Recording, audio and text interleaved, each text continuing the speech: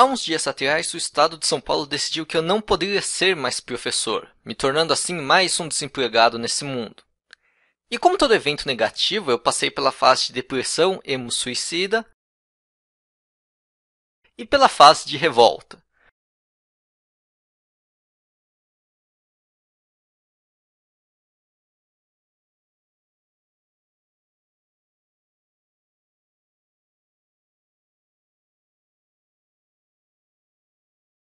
Mas assim como o DRM e tantos outros sistemas antes de pirataria, nada disso resolveu.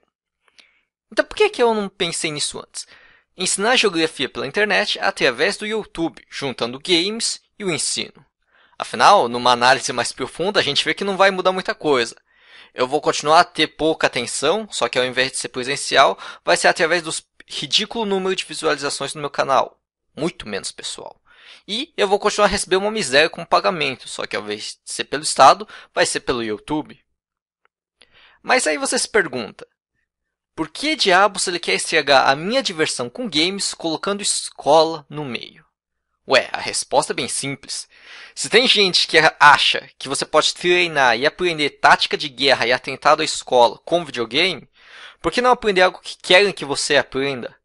E, já que você vai ter que aprender, ou pelo menos fingir que está aprendendo, por que não fazer isso com algo que você gosta pelo menos? Certamente bem melhor do que ficar sentado 50 minutos na sua sala, olhando para o teto e fingindo que está prestando atenção. E é por isso que começa aqui a série Geografia com Games. E esse primeiro vídeo fala sobre a formação da Terra. Porque a geografia é como Call of Duty Modern Warfare ou Mass Effect. Não adianta você começar pelo fim, porque você não vai entender o que aconteceu nos primeiros capítulos. Você tem que começar desde o princípio. No nosso caso, então, com a Terra, ela não é exatamente como nós conhecemos hoje.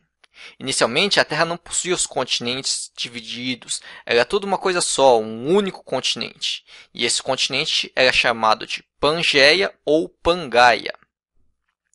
Se você olhar com atenção, vai perceber que, de fato, os continentes parecem ter formas que se encaixam uns nos outros. Como se o mundo fosse um grande Tetris jogado por um noob, com as peças espalhadas por aí. E foi observando como o formato dos continentes pareceu se encaixar que geógrafos e cartógrafos começaram a esboçar o que hoje a gente chama de teoria da deriva continental. Essa teoria diz que os continentes estão flutuando, à deriva, num oceano de lava, igual aquelas plataformas do Super Mario flutuando sobre a lava. Cada placa flutuou por um lado, seguindo o movimento da lava. Até que temos a disposição que temos hoje em dia, com cada continente aí na sua devida localidade. Para esse pedaço de terra flutuando sobre a lava, é dado o nome de placas tectônicas. Cada placa flutua numa direção, seguindo o movimento da lava logo abaixo. E o que acontece quando uma placa bate na outra? Quando uma placa tectônica bate na outra, a gente pode ter terremotos, formação de montanhas, erupções vulcânicas e, debaixo do oceano, tsunamis como aqueles que atingiram a Ásia e afetaram até mesmo você aqui no Brasil, fazendo com que os preços dos HDs subissem consideravelmente, já que a grande maioria era produzido na Ásia. A área onde uma placa bate na outra é chamada de limite convergente.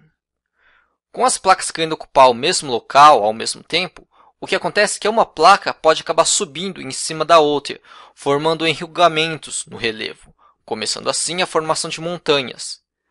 É o caso da Cordilheira dos Andes, onde o encontro de duas placas tectônicas vem provocando, ao longo de centenas de milhares de anos, um enrugamento da placa tectônica, formando as montanhas da cordilheira. Assim, a gente pode arriscar dizer que Skyrim, por exemplo, é situada numa área de convergência de placas tectônicas, já que temos uma cadeia de montanhas que cortam o mapa do game. Outra possibilidade é que uma placa tectônica se mova paralelamente à outra, como se elas estivessem se esfregando. Essas áreas são chamadas de limites transformantes. Um dos limites transformantes mais famosos fica nos Estados Unidos e é conhecido como Falha de San Andreas. E não, eu não estou falando de nenhum bug em GTA, mas sim de uma enorme falha no relevo nos Estados Unidos, onde a placa do Pacífico se move para o norte e a placa norte-americana move para o sul, Com cada uma querendo ir para um lado e se esfregando desse jeito, o resultado só pode ser uma cicatriz no relevo e eventuais terremotos nessa região. E é por isso que no Brasil a gente não tem terremotos de grandes proporções ou vulcões ativos. O país encontra-se bem no meio da placa tectônica. Longe das bordas, o país fica livre dessas atividades. Mas assim como tem áreas onde as placas se encontram, tem áreas onde as placas se distanciam uma da outra. Nesses locais a gente chama de limites divergentes.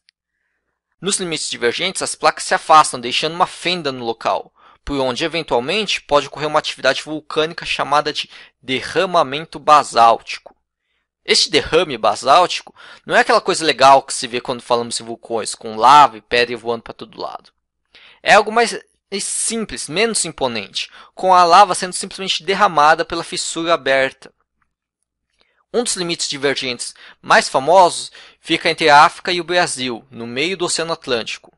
É a chamada dorsal mesoatlântica, ou ainda dorsal meso-oceânica.